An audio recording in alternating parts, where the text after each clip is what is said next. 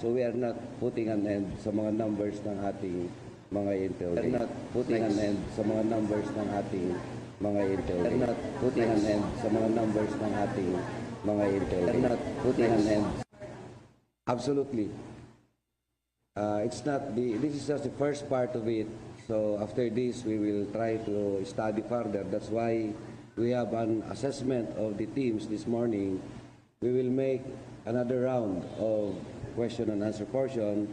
We will call for them again, and if ever they will not, we will be going to make depositions or written interrogatories as provided for by law. Kasi maaaring pumunta sila rito, maaaring ayaw na nila, o kaya pag ayaw na nila, meron pa naman kami pwedeng gawin through written interrogatories. Sir, clarify, so papatawag natin sila ulit, pero wala silang, wala tayong hand sa kanila na i-oblige sila to come here.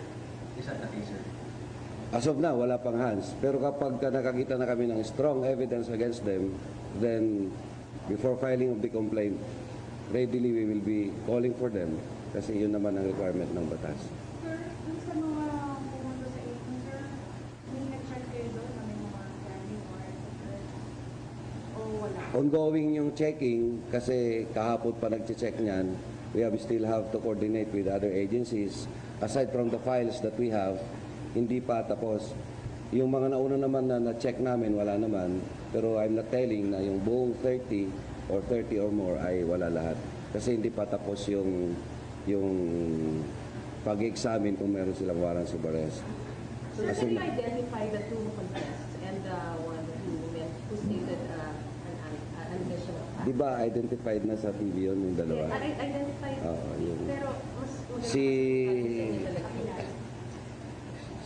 mas former mayor ng Marantaw del Sur, si Abinal Muhammad Abo, at saka si Mama Ulan Abinal Molo ng Maging Lanao del Sur. Pero yung isang nagkaroon ng admission between sa kanyang question and answer portion ay please wag niyo munang pulin kasi it will be an investigative lead for us. We have to pursue yung admission na yon so as ma-solidify if ever we can have a very, very good case against him. Sir, any update sa mga may warrant? We have, as said, we have filed a complaint against the father and the son. As to Kerwin, ginagawan ng paraan na matapos kagad niya as provided for by law. Kailangan niya kasi ng sagot yun, mas mapapabilis yung paglabas ng kanyang warrant of arrest. And as said, after the issuance of warrant of arrest, we will be operations.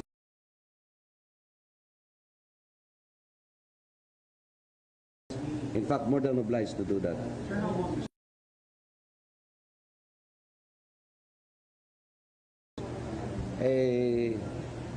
It's the best that we got yesterday. Napakarami niyang ibinigay, napakaraming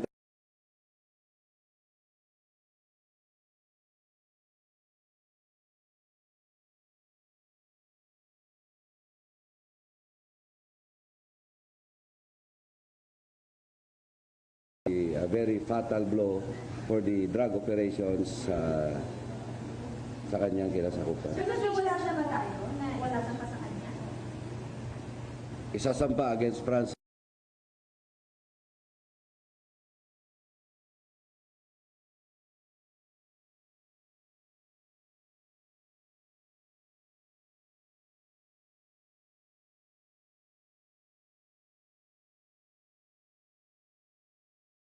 All the investigative leads that he is giving, yun na muna yung pinaprioritize ng opisina, and after that, we will be filing a case against him.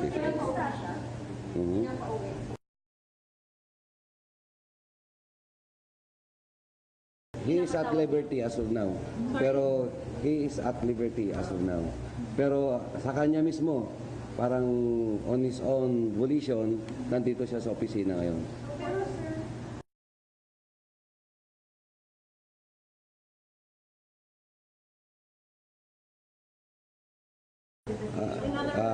In other words, magaan sa he admitted to the crime and he could be a star witness? Can he be a star witness? We have not yet explored that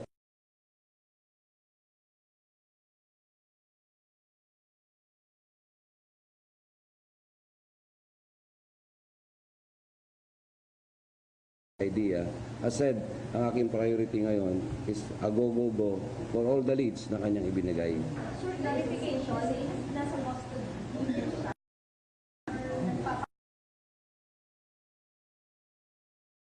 He is still at liberty. Pero on his own volition, he choose to stay. Dito siya nananatili, hindi siya umuwi. Hindi ko siya mapauwi. For the reason, For the reason na marami pa kaming gustong malaman sa kanya. And yung personal reason niya, sir. according to him, he feels safer with the police. So be it. Dumarating po sila dito. Procedure. Yes, sir. Po yung Sinong dumarating? No. Meron kaming process flow as prescribed by the higher headquarters. And following the guidelines or the directives of the President, they have to report first sa Chief PNP. And then they will undergo, kagaya nung nakita nyo kahapon, all the processes until it will be turned over to us. Remember, yesterday there were two subjects, one for the local chief executives, which are civilians, and the other is mga men in uniform. Those men in uniform ay napunta sa ating Internal Affairs Service at yung mga civilians ay napunta sa atin. So pagdating dito ng mga civilians, just like in any other cases, we will proceed with the investigative process. Kaya yun din ang sinusunod. Nothing new, wala namang nothing treatment na mas maganda. Sir, kung pwede natin balikan si Sa Balon, sir, ano yung mga vital information? Did he identify personalities na babantayan natin? Or how big yung... He identified personalities. However, although in-identify niya yung personalities na yun, we have to get solid proof pa, solid evidences for a better case na ipapafile namin. So, hindi pa siya tapos. Nasa statement pa lang tayo, we have to pursue on that. Including his protectors na police. May ganun, sir. May mga binanggit siya. Government officials, higher officials, police, secretaries, may ganun po ba? Wala pa naman siyang higher So, official. police Mababa pa pa lang, lang. police. Sir, what's next? Yung protection din sa mga pangalan, ano na susunod na hakbang ng You mean sa Balones? Yung mga pangalan na kanyang binabanggit. Yung kanyang pinapangalanan, syempre, they will be subjected to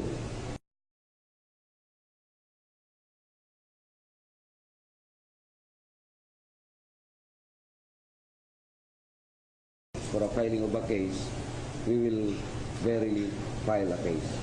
Pero sir, meron din mga LGU na kasama sa mga sinabi, pangalan. Kasi yung ini-establish pa namin as of yesterday, cut-off, may mga cut-off. Hindi direct. We wanted to have more of it para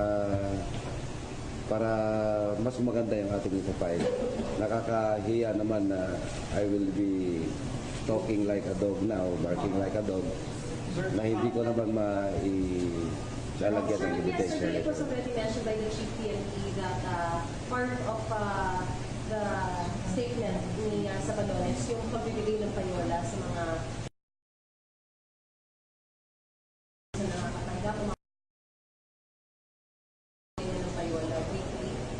As I read sa mga question and answers, hindi pa tapos yung question and answer, ano? 11:30 na ng gabi natapos yung...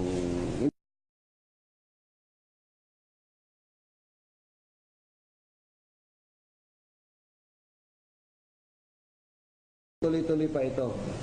Binigyan lang namin siya ng rest. So far yung nabasa ko, tama pa rin yung sinabi ni Chief PNP. Pero hopefully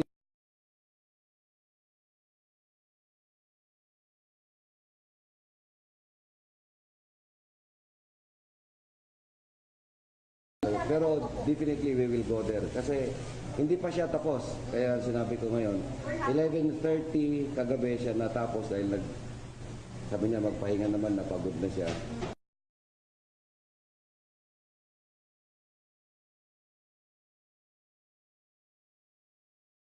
Kunting tiis lang muna kasi matagal talaga ito.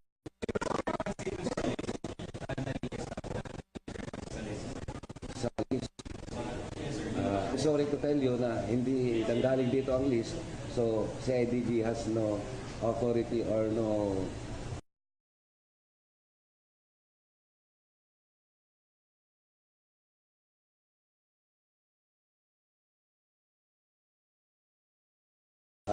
yung nag-report kasi nung kahapon si Pnp, there were 18 of them. 18 mayor. Pero may nakahabol habang nagsasalita si Chief PNP na 3. So, 21 yon. May humabol pa ulit dito na mga 7.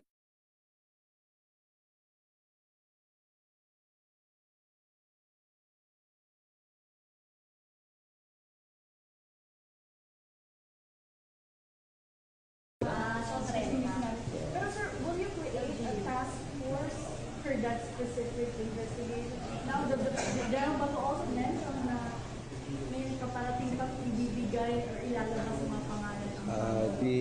The create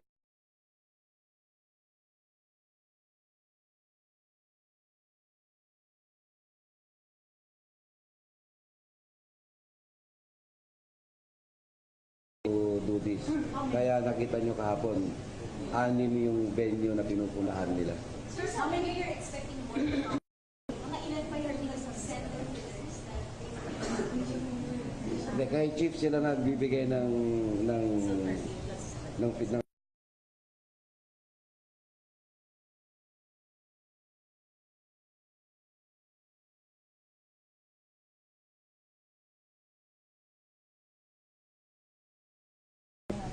it is one of the reasons for them not coming. At saka kailangan din pa kasing mapunta kay Chief Pin.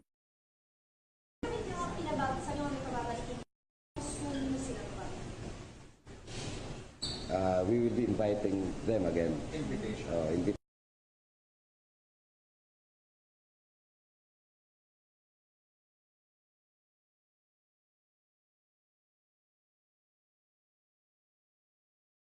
That's why sabi ko, pag ayaw nila, we will go with interrogatories by way of depositions. Siguro sasagutin naman yun. Officials, they have to answer that. Kasi we have so many questions pertaining yung doctrine ng Paris Patre. Remember, the mayors are all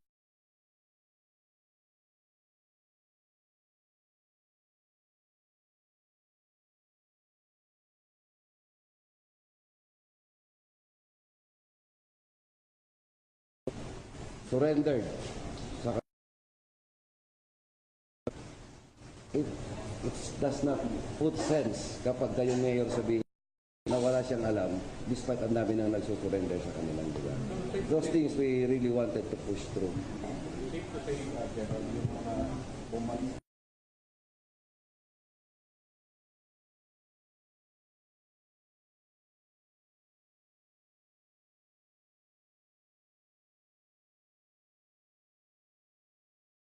They will come here or not, over pronounced by the president as members or as he calls it, they will be subjected to validation. Everybody will be subjected to validation. Sir, technically speaking, And in fact, yung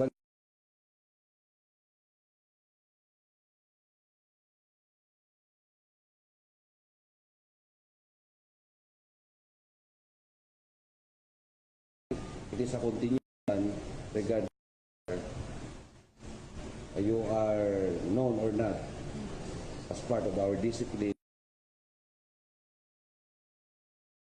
Continuing po yan. Sir, yung sa Balones case again, you said na very massive, malaking information, magandang information.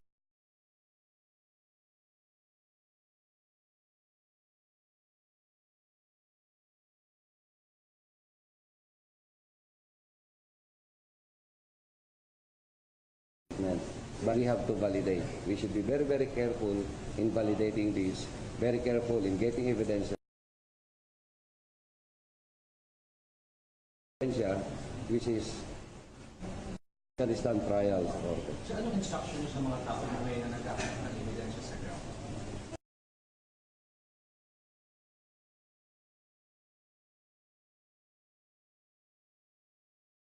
for the job, but my instruction is take passion the job that we are doing. Because doubling it or tripling the effort, hindi kakayanin ito. There's to do the job. So is it safe to say na ngayon pa lang, kahit hindi pa tapos magbigay ng statements sa Balones, we're starting na gathering information, investigating, validating. Mga teams for that. Meron na kaming mga program of actions, but definitely I cannot divulge it here. Remember, the question and answer part is just one part of the investigation aspect. There are so many other tools that we are using.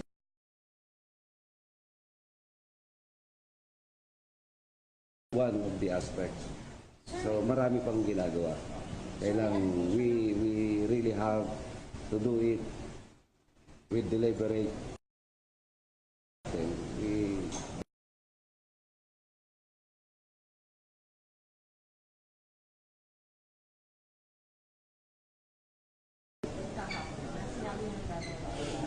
Tinanong siya ni Chief, drug lord ka, di ba? Siyempre, we will file a case sa batas under the Republic Act 916 kung ano yung mga hindi sa kanyang mga kinonfess na mga acts kung hindi siya recant later on. So maraming kaso talaga. But as I said, I want to repeat it, as of now, the filing of the case is not yet our priority. Our priority is to finish the question and answer. As said, hindi pa po tapos yung kanyang investigation, hindi pa tapos yung kanyang question and answer. Nag-recess lang kami ng 11:30 kagabi at ito ay nagtuloy na naman. Sir, what time did it start? When it ended at 11:30 start? Yeah. Kadadaan niya kanina, mag-i-start No. na. Yesterday, what time did your questioning start? Nag-start ang questioning kay Franz Balones, local chief executive Which is ng what time, Matin. sir? Sorry. Mga sometime mga 10. Di ba maaga yung nandito tayo? Mga past 10 yun. So wala namang Mga past 10 yun. Tapos lunch. sa pag-sasabi ng information. No.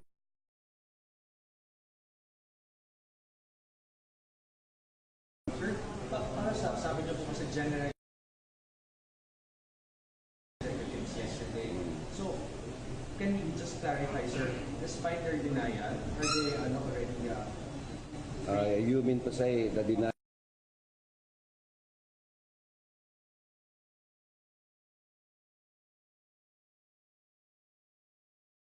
What was done yesterday is only a part of the process.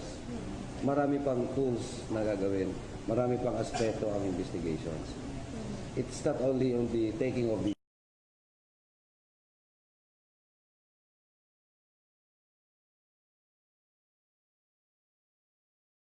Able to come. Kasi yung nakalistahan ni Presidente ay talagang napakarami.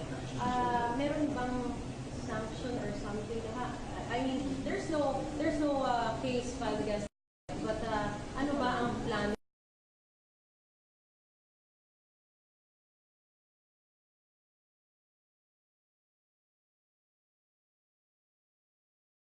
Despite the naming of the President. magsimula tayo sa sanctions. Sanctions, I'm not in the authority to give sanctions as the Sige, sir, President. these sanctions, what will happen to these?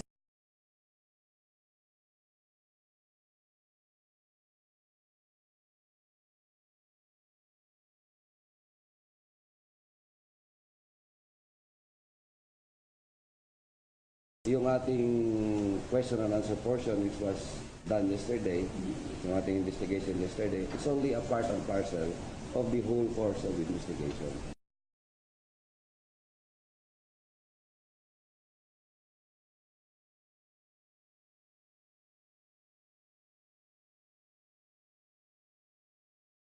Judicial affidavit din ba yung kinuha sa kanila katulad ng kay Espinosa, tactical interrogation? How do you call Yes, that? we have done taking of judicial affidavits. Somehow, yung mga ibang portion, may konting sort of debriefing na pwede mo rin tawaging interrogation. Those were the strategies of investigators. I cannot divulge to you whatever it is.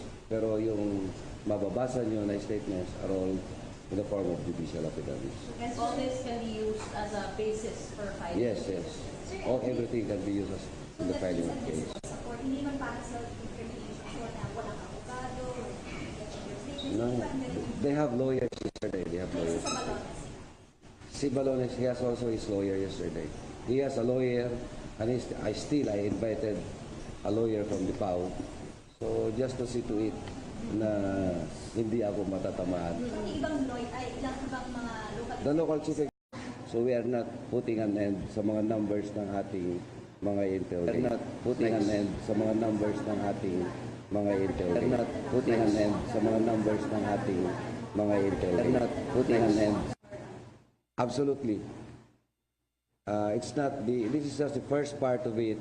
So after this, we will try to study further. That's why we have an assessment of the teams this morning. We will make another round of question and answer portion. We will call for them again. And if ever they will not, we will be going to make depositions or written interrogatories. Si former mayor ng Marantao del Sur, si Abinal Muhammad Abo, at saka si Mama Ulan Abinal Molok ng Maging Lanao del Sur.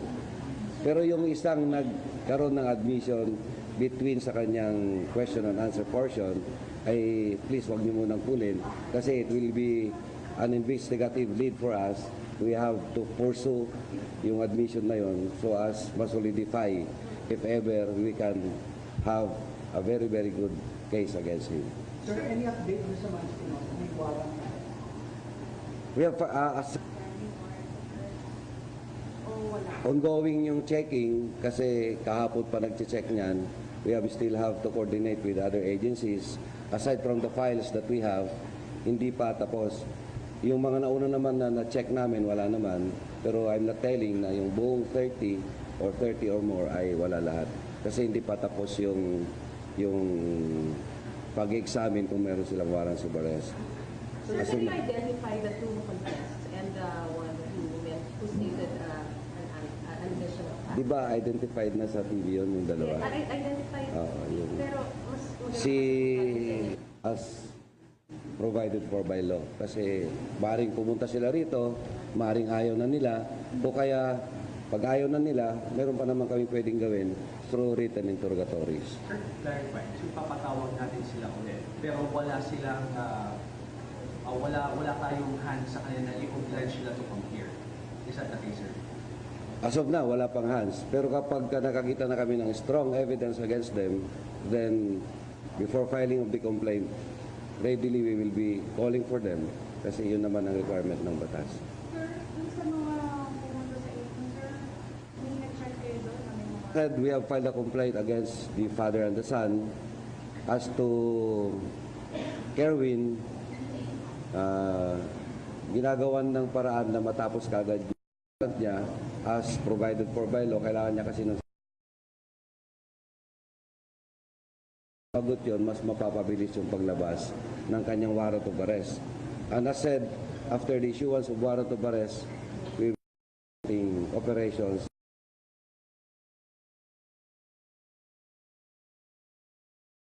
In fact, more than obliged to do that.